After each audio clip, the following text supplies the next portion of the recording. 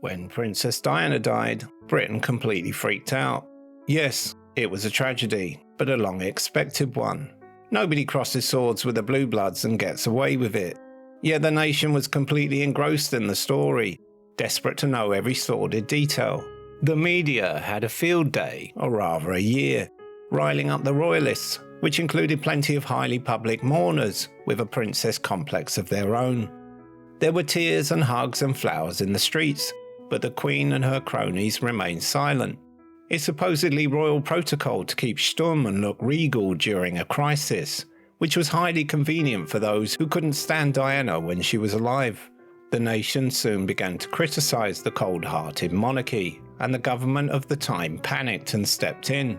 Within days, public events and media tributes popped up everywhere. There were thousands of church services, a televised memorial, commemorative plates, figurines, posters, t-shirts, and so it went on. The whole thing almost spilled over into a new religion, or rather, a very old one. Diana died in a car crash in Pont Dal Mar Tunnel, which coincidentally is a sacred site dedicated to the goddess Diana. 4 years later came 9/11, and the craziness started up again, but on a far greater scale.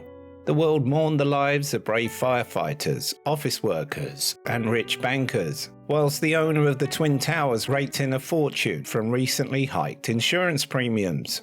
Innocents were sacrificed to send a message. The elites had announced that they were taking the world hostage. 9/11 wasn't about a war against terror, it was a war against human rights.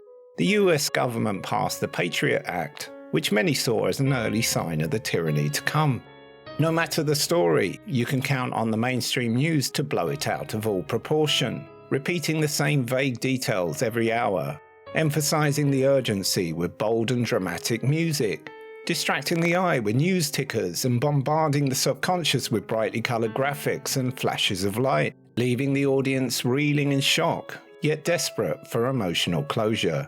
Like junkies, most will come back for another fix. Those who get hooked rely solely on mainstream news to tell them about the state of the world, because there's always another crisis on the horizon, another tragedy, another war, a juicy scandal, anything to bump up the ratings, which, by the way, are abysmal these days. YouTubers have a bigger audience, although ironically, they're practically spewing out the same content. The flicker rate of most digital screens produces an alpha wave signal, a frequency that can lull the viewer into an artificial dream state and leave them highly susceptible to suggestion. The news is designed to desensitize its audience to the suffering of others, until they are on side with the networks. It's funny how the highest views in alternative media are clips of mainstream news. You think more would grasp the irony.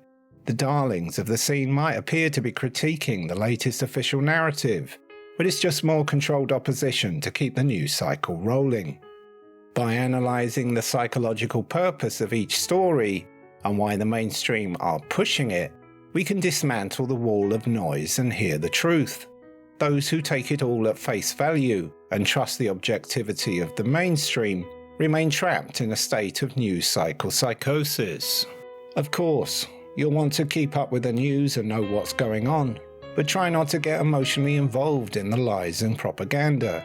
If you're angry, it's because you know the truth and there's little you can do about it. A little anger is good for you, but living in a constant state of high alert or even paranoia, these are symptoms of news cycle psychosis, which, by the way, is highly infectious. Once in a while, you'll see a news story come and go in the blink of an eye. That's because it didn't capture the public's imagination. The more of us who consciously reject the official narrative, the quicker the news cycle will break, until eventually, when the majority have lost all trust in the mainstream news, they will have one last story to broadcast, a self-serving report on their own spectacular demise, as every major news network dies a death of 1,000 cuts.